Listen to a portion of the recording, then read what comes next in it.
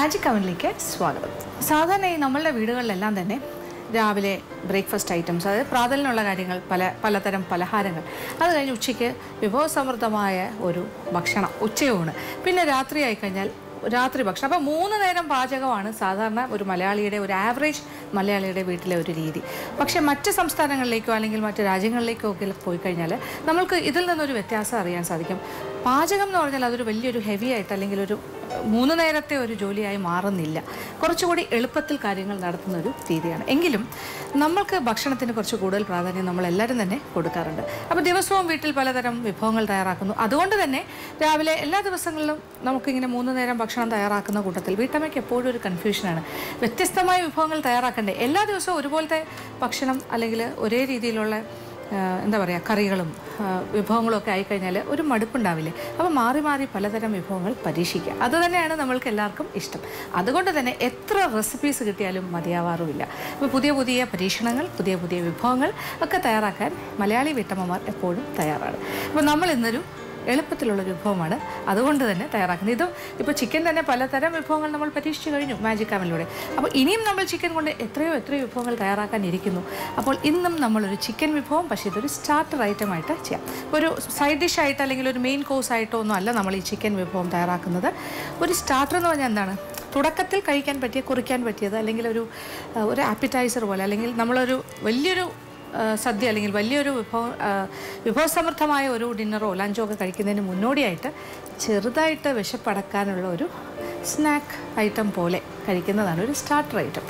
എന്തായാലും നമ്മളുടെ എല്ലാം രസമുകുളങ്ങളെ ഇങ്ങനെ കുറച്ചുകൂടി ഒന്ന് ഉത്തേജിപ്പിക്കാനായിട്ട്, അല്ലെങ്കിൽ ഇനി കൂടുതൽ വിഭവങ്ങൾ കഴിക്കാനായിട്ട്, സ്വാദ് കൂട്ടാൻ വേണ്ടിയിട്ട് നമ്മൾക്കൊരു തയ്യാറെടുപ്പാണ് സ്റ്റാർട്ടർ ഐറ്റം ചെയ്തു തരുന്നത്. അപ്പോൾ ഇന്ന് നമ്മൾ അങ്ങനെ ഒരു ചിക്കൻ സ്റ്റാർട്ടർ ഐറ്റം എന്താ ചെയ്യാൻ പോകുന്നത്? അപ്പോൾ ഇതൊരു hot and crispy chicken. Hot and crispy chicken എന്ന് പറയുമ്പോൾ നല്ല കരുകരുപ്പായി വറുത്തെടുക്കുന്ന ഒരു ചിക്കൻ. ഇത് ഡീപ് ഫ്രൈ ചെയ്ത എണ്ണയിൽ വറുത്ത് കോരാം, അല്ലെങ്കിൽ നമ്മൾക്ക് ഇലക്ട്രിക് അവനിൽ വെച്ചിട്ട് അല്ലെങ്കിൽ ഒരു എയർ ഫ്രയറിൽ വെച്ചിട്ട് നമുക്കൊന്ന് ഫ്രൈ ചെയ്തെടുക്കാം. അപ്പോൾ ഓയിൽ ഫ്രീ ആയിട്ട് വേണമെങ്കിലും ഗ്രിൽ ചെയ്തോ അങ്ങനെ വേണമെങ്കിലും ചെയ്യാം, ഫ്രൈ ചെയ്തെടുക്കാം, എങ്ങനെ വേണമെങ്കിലും.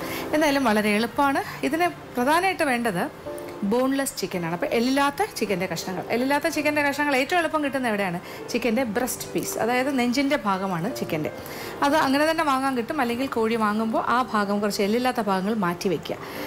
പ്രധാനപ്പെട്ട മറ്റു കാര്യങ്ങളെല്ലാം കഷ്ണങ്ങളാക്കി കറി വയ്ക്കുക. ഒരല്പം എല്ലില്ലാത്ത ബ്രസ്റ്റ് പീസ് മാറ്റി വെച്ചാൽ ഇടയ്ക്കൊക്കെ നമുക്കിതുപോലെ എന്താ പറയുക, ഇതുപോലെ ഹോട്ട് ആൻഡ് ക്രിസ്പി ചിക്കനൊക്കെ തയ്യാറാക്കാം. അപ്പോൾ നമ്മളിപ്പോൾ അതിൻ്റെ ആദ്യത്തെ ഒരുക്കങ്ങൾ തുടങ്ങാൻ പോകണം. വളരെ എളുപ്പമാണ്. അപ്പോൾ ഒരു കോഴിയുടെ നെഞ്ചിൻ്റെ 2 ഭാഗം ഉണ്ടാവുമല്ലോ, അതാണ് നമ്മളുടെ ബോൺലെസ് പീസ്. അതിനെ നീളമുള്ള കഷ്ണങ്ങളായിട്ട് മുറിക്കുക. പറ്റുന്ന പോലെ ലോങ് പീസസ് ആയിട്ട് ജൂലിയനായിട്ട് ഇങ്ങനെ മുറിച്ചെടുക്കുക. പിന്നെ കുറച്ച് കാര്യങ്ങൾ ചേർത്തൊരു മാരിനേഷൻ, അതാണ് നമ്മളിനി ചെയ്യേണ്ടത്. അപ്പോൾ കാര്യങ്ങളെല്ലാം ഇവിടെ റെഡിയാണ്. അപ്പോൾ നമുക്ക് എങ്ങനെയാണ് ഈ ഹോട്ട് ആൻഡ് ക്രിസ്പി ചിക്കൻ തയ്യാറാക്കുന്നതെന്ന് നോക്കാം. ഹോട്ട് ആൻഡ് ക്രിസ്പി ചിക്കൻ ചേരുവകൾ: ചിക്കൻ്റെ ബ്രസ്റ്റ് പീസ് 2 എണ്ണം നീളത്തിലുള്ള കഷ്ണങ്ങളായി മുറിച്ചത്, വെളുത്തുള്ളി അരച്ചത് 2 teaspoon, soya sauce 1 table spoon, കുരുമുളക് പൊടി 1.5 ടീസ്പൂൺ, മുട്ട 1 എണ്ണം, ഉപ്പ് ആവശ്യത്തിന്. ഇനി മറ്റ് ചേരുവകൾ: മൈദാമാവ് 1/4 cup, oats 1/2 cup, crushed chilli flakes അഥവാ വറ്റൽമുളക് തരിതരിപ്പായി പൊടിച്ചത് 2 ടേബിൾ സ്പൂൺ, എണ്ണ വറുക്കാൻ ആവശ്യമായത്. അപ്പോൾ നമ്മളുടെ ഹോട്ട് ആൻഡ് ക്രിസ്പി ചിക്കൻ തയ്യാറാക്കാൻ വേണ്ട കാര്യങ്ങളെല്ലാം റെഡിയാണ്. ചിക്കനെ ബോൺലെസ് ആയിട്ടുള്ള അതിൻ്റെ നെഞ്ചിൻ്റെ ഭാഗം ഒരു കോഴിയുടെയാണ് നീളത്തിലുള്ള കഷ്ണങ്ങളായിട്ട് ഇങ്ങനെ മുറിച്ച് വെച്ചിരിക്കുകയാണ് ഞാൻ. ഉണ്ടല്ലോ, ഇങ്ങനത്തെ കഴിയുന്നിടത്തോളം ഇത്തരം ഈ രീതിയിൽ ലോങ് പീസസ് ആയിട്ട് മുറിക്കാൻ നോക്കുക. പറ്റുന്ന പോലെയൊക്കെ ഭയങ്കര പെർഫെക്റ്റ് ആയിട്ടൊരു നീളമുള്ള പീസായിട്ട് മുറിക്കണം എന്നില്ല. ചില കഷ്ണങ്ങളൊക്കെ ഇച്ചിരി നീളം കുറഞ്ഞാലും പ്രശ്നമില്ല. അത് ഒരു രീതി. പിന്നെന്താ വേണ്ട? അപ്പോൾ ഇങ്ങനെ മുറിച്ച് വെച്ചിരിക്കുന്ന കോഴിയുടെ കഷ്ണങ്ങളെയാണ് നമ്മൾ കുറച്ച് കാര്യങ്ങൾ പുരട്ടി ഒന്ന് പിടിക്കാനായിട്ട് വെക്കുന്നത്. അതാണ് മാരിനേഷൻ. അപ്പോൾ അതിനെന്താ വേണ്ടത്? ഒരു 2 ടീസ്പൂണോളം വെളുത്തുള്ളി അരച്ചത്. അപ്പോൾ ഗാർലിക് പേസ്റ്റ് 2 ടീസ്പൂൺ, 2 ടീസ്പൂൺ വെളുത്തുള്ളി അരച്ചത്, ഏതാണ്ട് ഒരു 1.5 ടീസ്പൂൺ വരെ കുരുമുളക് തരിതരിപ്പായി പൊടിച്ചത് ചേർക്കാം. ഇത് എരിവിനനുസരിച്ചിട്ടാണെങ്കിലും ഒരു 1.5 ടീസ്പൂൺ, 1.5 ടീസ്പൂൺ വരെ ആകാം. പിന്നെ നമുക്ക് പ്രധാനമായിട്ട് വേണ്ടത് സോയാ സോസ് 1 ടേബിൾ സ്പൂൺ, ഒരു വലിയ സ്പൂൺ സോയാ സോസ്.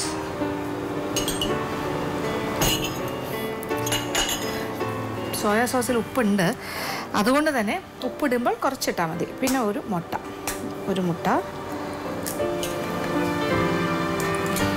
ഇനി ഒരല്പം ഉപ്പും കൂടി ചേർക്കാം. ഒരുപാടൊന്നും വേണ്ട, കാര്യം സോയാ സോസിൽ ഉപ്പുണ്ട്, അതുകൊണ്ട് കുറച്ച് പേരിന് വേണ്ടി ചേർക്കാം. ഇനി ഇതൊന്ന് യോജിപ്പിക്കണം, കൈകൊണ്ട് തന്നെ യോജിപ്പിക്കും.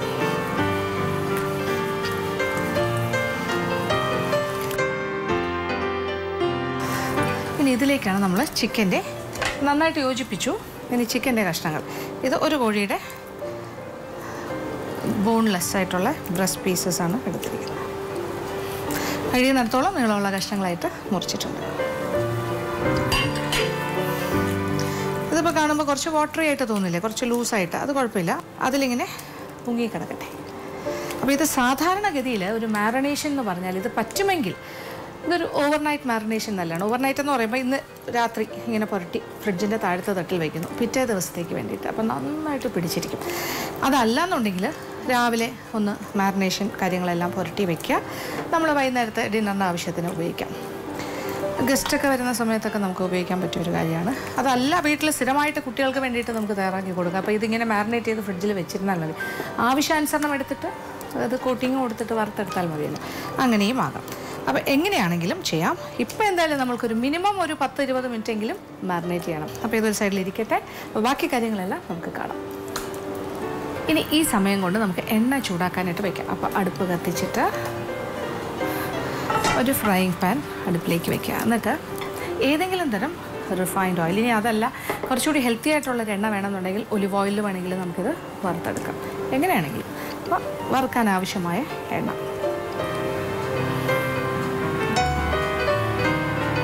ഇത്രയും മതിയാകും.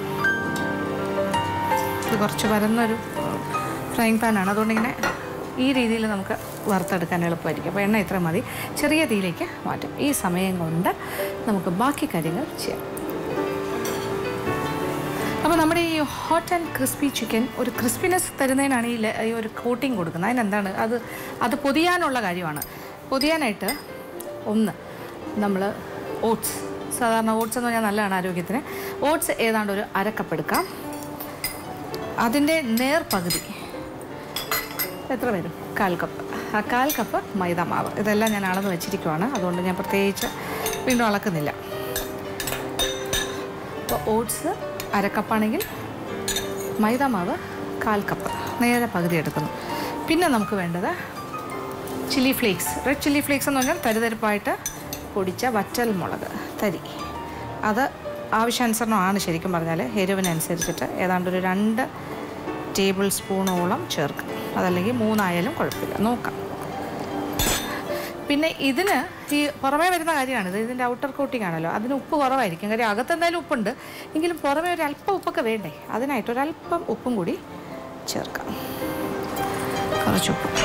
എന്നിട്ട് ഇതൊന്ന് യോജിപ്പിക്കാം, നന്നായിട്ടൊന്ന് ഇളക്കി യോജിപ്പിക്കാം. ഓക്കെ, റെഡിയാണ്. അപ്പോൾ എണ്ണ ചൂടാകുന്ന സമയം കൊണ്ട് നമ്മൾക്കിത് നമ്മുടെ കോട്ടിങ്ങിൻ്റെ പരിപാടി ചെയ്യാം. അപ്പോൾ നമ്മുടെ മാരിനേറ്റ് ചെയ്ത് വെച്ചിരിക്കുന്ന ചിക്കൻ്റെ കഷ്ണങ്ങൾ ഓരോന്നായിട്ട് എടുത്തിട്ട് ഇനി ഞാൻ എന്താ ചെയ്യാൻ പോകുന്നതെന്ന് നോക്കിക്കോളൂ. ഇതിലേക്ക് വയ്ക്കുന്നു.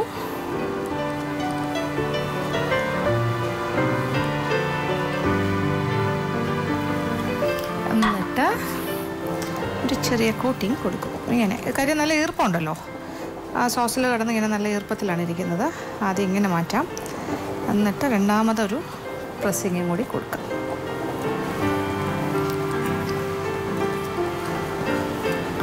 അതെല്ലാം ഇങ്ങനെ പറ്റിപ്പിടിച്ച് അതിലിങ്ങനെ ഒരു പൊതിഞ്ഞിങ്ങനെ ഇരിക്കും. ഇനി നമ്മളിത് കയ്യിലേക്ക് വേണമെങ്കിൽ എടുത്തിട്ട് ഒന്നുകൂടി വേണമെങ്കിൽ ഉറപ്പിക്കാം. അത് വേണമെങ്കിൽ ഷേപ്പ് ചെയ്യാൻ കുറച്ചുകൂടെ റോളായിട്ട് കുറച്ച് റൗണ്ട് ആക്കാൻ വേണമെങ്കിൽ അങ്ങനെ എന്താ വേണമെങ്കിലും നല്ല ഉറപ്പിക്കാം. എന്നിട്ട് ഇതൊരു പ്ലേറ്റിലേക്ക് മാറ്റാം. അപ്പോൾ ആ കോട്ടിങ് ഇളകി പോകുന്നുമില്ല, എണ്ണയിലേക്ക് ഇടുമ്പോൾ നമ്മളത് നല്ലതായിട്ട് ഇതിൽ പറ്റി പിടിച്ച് തന്നെ ഇരിക്കും. ഇങ്ങനെ ഷേപ്പ് ചെയ്ത് വയ്ക്കാം. ഇങ്ങനെ ഓരോന്നായിട്ട് എടുത്ത് തന്നെ ചെയ്യണം, ഒന്നിച്ചിട്ട് ചെയ്യരുത്. 1 by 1 ഓരോന്നായിട്ട് ചെയ്യണം. അത് നന്നായിട്ട് ഇതിൽ പറ്റി പിടിച്ചിരിക്കും. ബാക്കി കഷ്ണങ്ങളെല്ലാം ഞാൻ ഇതുപോലെ ഒന്ന് കോട്ട് ചെയ്തെടുക്കട്ടെ, അതുവരെ വെയിറ്റ് ചെയ്യാം. അപ്പോൾ നമ്മളുടെ ചിക്കൻ്റെ പീസസ് എല്ലാം തന്നെ ഞാൻ മാരിനേറ്റഡ് പീസസ് ഇങ്ങനെ എല്ലാ ചേരുവകളും ചേർത്ത് ഇങ്ങനെ ഒരു മാരിനേഷൻ ഉണ്ടാക്കിയ ഒരു സോസ് പോലെ ഉണ്ടാക്കിയതിൽ പൊതിഞ്ഞ് അതിൽ നിന്നും എടുത്ത് പിന്നെ എന്താ പറയുക ബ്രെഡ് ക്രംസിലൊന്നും അല്ല നമ്മൾ പൊതിഞ്ഞിരിക്കുന്നത്. ഓട്സ് 1/2 കപ്പ് ഓട്സ്, 1/4 കപ്പ് മൈദാമാവ്, ഒരു 3 ടേബിൾ സ്പൂണോളം വറ്റൽമുളക് തെരുതെരപ്പായി പൊടിച്ചത്, ഒരല്പം ഉപ്പും കൂടി ചേർത്ത് യോജിപ്പിച്ചതിലാണ് ഇങ്ങനെ കോട്ട് ചെയ്തെടുത്തിരിക്കുന്നത്. ഇങ്ങനെ പൊതിഞ്ഞെടുത്തിരിക്കുവാണ്. അപ്പോൾ എണ്ണ ഇപ്പുറത്തെ അടുപ്പിൽ ഞാൻ ചൂടാക്കാൻ വെച്ചിരുന്നു. ഇനി ഇപ്പുറത്തെ അടുപ്പിലേക്ക് മാറ്റാം. ഏതാണ്ട് ചൂടായി, ചെറിയ തീയിലാണ് ഇട്ടുന്നത്. ഇപ്പോൾ ഏകദേശം ചൂടായി കഴിഞ്ഞു. അപ്പോൾ എണ്ണ നല്ല ചൂടായി കഴിഞ്ഞു. ഇനി നമ്മളുടെ ഹോട്ട് ആൻഡ് ക്രിസ്പി ചിക്കൻ്റെ ലാസ്റ്റ് സ്റ്റേജിലേക്ക് നമ്മൾ കയറിയിരിക്കുന്നു. ഏറ്റവും ആദ്യം നമ്മൾ കോട്ട് ചെയ്ത ഭാഗത്ത് ആദ്യം ഇടാം.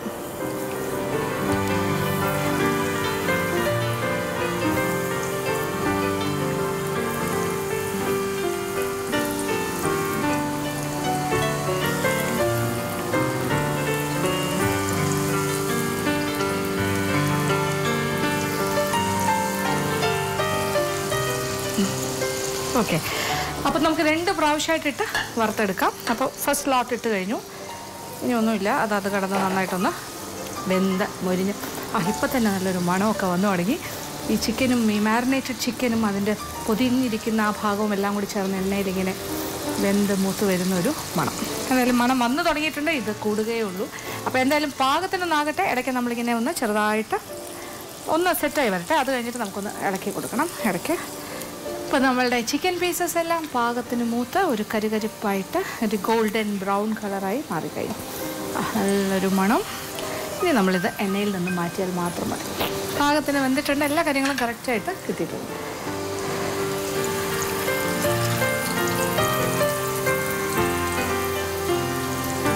എണ്ണയിൽ നിന്നും എടുത്തോളണം.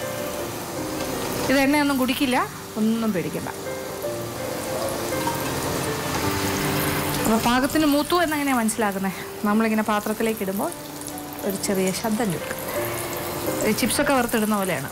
കരികരിപ്പെന്ന് പറഞ്ഞാൽ ചെറിയൊരു ശബ്ദം കേൾക്കും. അപ്പോൾ ആദ്യം നമ്മളിട്ട എല്ലാ പീസസും തന്നെ നമ്മൾ എണ്ണയിൽ നിന്നും മാറ്റിക്കും. ഇനി ബാക്കിയിരിക്കുന്ന ചിക്കൻ്റെ പീസസും ഈ ചൂടായി കിടക്കുന്ന എണ്ണയിലിട്ട് വറുത്ത് വരും.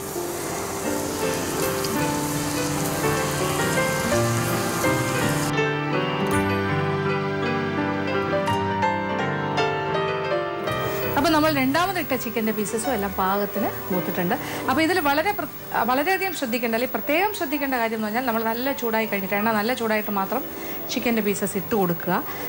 ആദ്യത്തെ ഒരു ചൂടിൽ തന്നെ ഒന്ന് ഫ്രൈ ആയിക്കോട്ടെ പുറമേ. അത് കഴിഞ്ഞിട്ട് തീ ഒന്ന് നന്നായിട്ട് കുറയ്ക്കുക. പിന്നെ അവസാനം നമ്മൾ മൂപ്പിച്ചെടുക്കുന്ന സമയമാകുന്നതിന് ഒരു 2-3 മിനിറ്റ്സ്, 2-3 മിനിറ്റ് മുന്നേ തീ വീണ്ടും കൂട്ടി കൊടുക്കുക. അതല്ലാതെ ചെറിയ തീയിലിട്ട് മൂപ്പിച്ചിട്ട് അവസാനം കോരാൻ നിന്നാൽ എണ്ണ കുടിക്കും. ഇപ്പോൾ ഞാൻ ആ ലാസ്റ്റ് സ്റ്റേജ് ഓഫ് ഫ്രൈയിങ്ങിൻ്റെ സമയമാണ്. അപ്പോൾ ഞാനിപ്പോൾ തീ നന്നായിട്ട് കൂട്ടി കൊടുത്തു കഴിഞ്ഞു. ഇനി നമ്മൾ എണ്ണയിൽ നിന്നും മാറ്റിയാൽ മാത്രം മതി. നല്ല കരികരിപ്പായിട്ട് വറുത്ത് കിട്ടിയിട്ടുണ്ട്.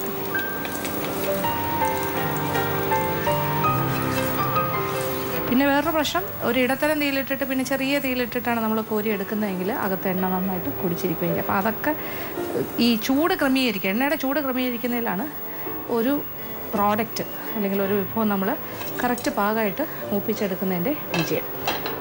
അത് വളരെ സൂക്ഷിച്ച് തീ ക്രമീകരിച്ച് അതിൻ്റെ ചൂട് അഡ്ജസ്റ്റ് ചെയ്ത് ചെയ്യണം എണ്ണയിൽ. അപ്പോൾ നമ്മളുടെ ചിക്കൻ പീസസ് എല്ലാം ഹോട്ട് ആൻഡ് ക്രിസ്പി ചിക്കൻ എല്ലാം തന്നെ വറുത്ത് മാറ്റിക്കഴിഞ്ഞു. ഞാൻ തീ ഓഫ് ചെയ്യാൻ പോവാണ്. ഇനി വേറെ ഒന്നും ചെയ്യാനില്ല. ഇത് നല്ല ചൂടോടുകൂടി തന്നെ വിളമ്പുക. നല്ല സ്വാദുള്ള ടൊമാറ്റോ കെച്ചപ്പിൻ്റെ കൂടെയോ എന്താ പറയുക ചില്ലി ഗാർലിക് സോസിൻ്റെ കൂടെയോ, അല്ലെങ്കിൽ ഇതൊന്നും വേണ്ട ഒരു മയോണീസ് സോസിൻ്റെ കൂടെയോ എന്തിൻ്റെ കൂടെ വേണമെങ്കിലും വിളമ്പാവുന്നതാണ്. എനിക്ക് തോന്നുന്നു ഒരു ടൊമാറ്റോ കെച്ചപ്പായിരിക്കും ഇതിന് ഏറ്റവും പറ്റിയ ഒരു ഡിപ്പ്. അപ്പോൾ എന്തായാലും ചെയ്യാൻ പറ്റുന്ന കാര്യമാണ്, തീർച്ചയായിട്ടും പരീക്ഷിക്കും.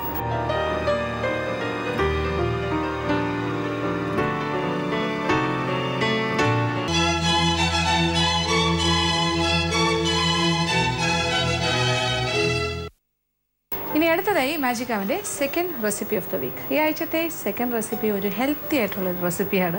ഹെൽത്തി എന്ന് പറയുമ്പോൾ നമ്മളുടെ ആരോഗ്യത്തിന് പറ്റിയൊരു കാര്യം. അപ്പോൾ എല്ലാ സമയത്തും നമ്മളിപ്പോൾ രാത്രി ഡിന്നറിനും ഹെവി ആയിട്ട് ഡിന്നർ കഴിക്കണം എന്നില്ല. കഴിക്കാതെയും ചെറിയ രീതിയിലുള്ള ഭക്ഷണത്തിലും കാര്യങ്ങൾ നടത്താം.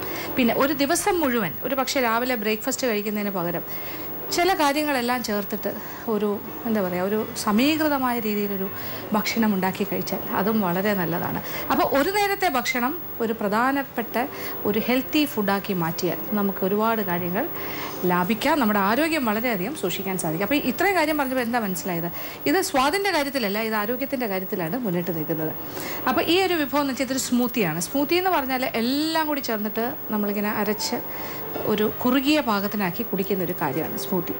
അപ്പം നമ്മൾക്ക് കയ്യിൽ കിട്ടുന്ന കാര്യങ്ങളെല്ലാം വെച്ചിട്ട്, അപ്പോൾ ഫ്രൂട്ട്സ് ആണെങ്കിൽ കുറച്ച് ഫ്രൂട്ട്സ്, കുറച്ച് വെജിറ്റബിൾസ്, പിന്നെ എന്താ പറയുക, കലോറീസ് അധികം കയറാത്ത കുറേ കാര്യങ്ങൾ, അപ്പോൾ കൊളസ്ട്രോളൊന്നും അധികം വരാണ്ട് നമുക്ക് ആരോഗ്യം പ്രദാനം ചെയ്യുന്ന കാര്യങ്ങൾ. അപ്പോൾ ഇതൊരു ഗ്രീൻ സ്മൂത്തിയാണ്. ഗ്രീൻ സ്മൂത്തി എന്ന് ആ പേര് തന്നെ സൂചിപ്പിക്കുന്നത് നല്ല പച്ചപ്പുള്ള ഒരു സ്മൂത്തി, നല്ല പച്ച നിറമാണ് അതിന് കൂടുതലായിട്ട് വരാൻ സാധ്യത. കാര്യം നമ്മളിത് പാലക് ചീരയുടെ ഇല, റോ ലീവ്സാണ്, അത് വാട്ടിയല്ല, പിന്നെന്താ വേവിച്ചല്ല, പ്യൂറി ചെയ്ത് അങ്ങനെയൊന്നും അല്ല ചെയ്യുന്നത്, അല്ലാതെ ഫ്രഷ് ലീവ്സ് അത്. പിന്നെ നമ്മൾ ഉപയോഗിക്കുന്നത് ആപ്പിൾ ഉപയോഗിക്കാം. ഇതിപ്പോൾ ഞാൻ കുറച്ച് ഫ്രൂട്ട്സിൻ്റെ കാര്യം പറയുന്നേ ഉള്ളൂ. ഇതിൽ ഏത് ഫ്രൂട്ട് വേണമെങ്കിലും നിങ്ങൾക്ക് റീപ്ലേസ് ചെയ്യാം, നമ്മുടെ കയ്യിൽ എന്തുണ്ട് അതനുസരിച്ച് ചെയ്യാം. അപ്പോൾ ഇതാണ് ഇന്നത്തെ നമ്മളുടെ സ്പെഷ്യലായിട്ടുള്ളൊരു ഹെൽത്തി റെസിപ്പി, നമ്മുടെ ഗ്രീൻ സ്മൂത്തി. അപ്പോൾ ഇതെങ്ങനെയാണ് തയ്യാറാക്കുന്നത് നോക്കാം, ഇതിന് വേണ്ട ചേരുവകളും നോക്കാം. ഗ്രീൻ സ്മൂത്തി ചേരുവകൾ: പാലക് ചീരയുടെ ഇല നുറുക്കിയത് 2 കപ്പ്, സ്ട്രോബെറീസ് നുറുക്കിയത് 1 കപ്പ്, റോബസ്റ്റ പഴം 3 വലുത് കഷ്ണങ്ങളാക്കിയത്, ആപ്പിൾ 1 എണ്ണം തൊലി കളഞ്ഞ് കഷ്ണങ്ങളാക്കിയത്, തേൻ 2 ടേബിൾ സ്പൂൺ, പാൽ 1 കപ്പ്, ഫ്രോസൺ യോഗേർട്ട് 1 കപ്പ്. അപ്പോൾ നമ്മളുടെ ഗ്രീൻ സ്മൂത്തി തയ്യാറാക്കാനുള്ള ചേരുവകളെല്ലാം ഇവിടെ റെഡിയാണ്. അപ്പോൾ ഇതെല്ലാം കൂടി ചേർത്തിട്ട് നമ്മൾ അങ്ങോട്ട് ബ്ലെൻഡ് ചെയ്യാൻ പോവാണ്. അങ്ങനെയാണ് ഇതൊരു സ്മൂത്തിയായി മാറുന്നത്. അപ്പോൾ ഇലകൾ, പാലക് ഇല, ഇത് എന്താ പറയുക, വാട്ടിയതൊന്നുമല്ല, നല്ല പച്ച. അപ്പോൾ ഈ ഒരു ഗ്രീൻ സ്മൂത്തിക്ക് ഒരു ചെറിയൊരു പച്ചച്ചുവ ഉണ്ടാകും, പക്ഷെ അത് നല്ലതാണ്, ഒരു ഹെൽത്തി ആയിട്ടുള്ള കാര്യമല്ലേ നമ്മൾ കഴിക്കുന്നത്. ഇതിനോടൊപ്പം സ്ട്രോബെറി മുറിച്ചത്, പിന്നെന്താ ആപ്പിൾ അരഞ്ഞ് വരുമ്പോൾ ഇതെല്ലാം കൂടി ചേർന്നിട്ട് കുറച്ചുകൂടെ താഴെ പോകുമല്ലോ. പിന്നെന്താണ്, പഴം,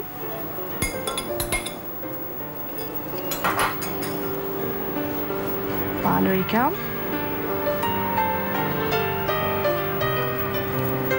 പാൽ 1 കപ്പ് എന്നൊരളവ് പറഞ്ഞു എന്നുള്ളൂ, വേണമെങ്കിൽ കൂടുതലും ചേർക്കാം. ഇത് ബ്ലെൻഡായി വരാൻ ആവശ്യമുള്ള പാൽ. പിന്നെ കുറച്ച് ഫ്ലേവേർഡ് യോഗേർട്ട്, ഫ്രോസൺ യോഗേർട്ട് ചേർക്കുന്നു.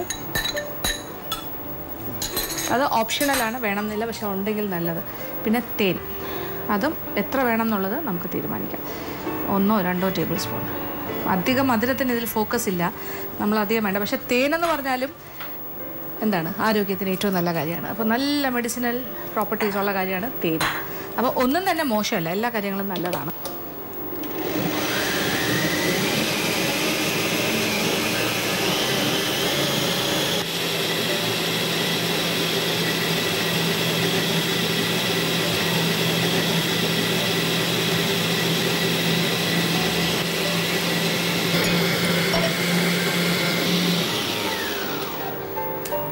അപ്പോൾ നമ്മളുടെ ഗ്രീൻ സ്മൂത്തി നല്ല ഗ്രീൻ കളറിൽ ഇവിടെ റെഡി ആയി കഴിഞ്ഞു. അപ്പോൾ ഇത് മാറ്റാം. അപ്പോൾ അങ്ങനെ നമ്മുടെ ഗ്രീൻ സ്മൂത്തി റെഡിയാണ്. നല്ല 2 ഗ്ലാസ് എടുത്ത് വെച്ചിട്ടുണ്ട്. ഇത് നല്ലൊരു ക്വാണ്ടിറ്റി ഉണ്ടാവും, ഇത്രയൊന്നും പോരാ ഗ്ലാസ്.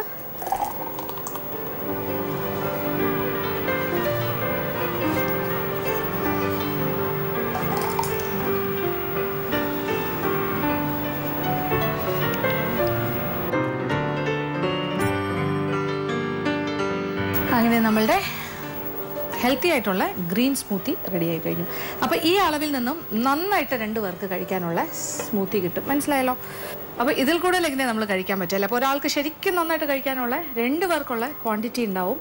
പിന്നെ ഇത് വേണമെന്നുണ്ടെങ്കിലും വേണ്ടാന്നുണ്ടെങ്കിലും ഇഷ്ടത്തോടു കൂടി കഴിക്കണം. കാര്യം ഇത്രയും കാര്യങ്ങൾ നമ്മുടെ ശരീരത്തിലേക്ക് ചെന്ന് കഴിഞ്ഞാൽ എനിക്ക് തോന്നുന്നു ഒരു ഹാഫ് ഡേ എനർജി എന്തായാലും കിട്ടും. അപ്പോൾ രാവിലെ വേറെ ഒന്നിനും സമയമില്ല, ബ്രേക്ക്ഫാസ്റ്റ് ഉണ്ടാക്കാൻ സമയമില്ലെങ്കിൽ ഇങ്ങനെ ഒരു സ്മൂത്തി ഉണ്ടാക്കുക, കഴിക്കാം. ഇതൊക്കെ ഒരു ദിവസവും കഴിക്കുന്ന ഒരു റുട്ടീനാക്കി മാറ്റി എല്ലാ ദിവസവും ഒരു ഗ്ലാസ് ഒരു സ്മൂത്തി, ഒരു ഗ്രീൻ സ്മൂത്തി കഴിക്കുകയാണെങ്കിൽ ഏറ്റവും നല്ലതായിരിക്കും. അപ്പോൾ തീർച്ചയായിട്ടും പരീക്ഷിക്കുക, എല്ലാവർക്കും ഇഷ്ടം.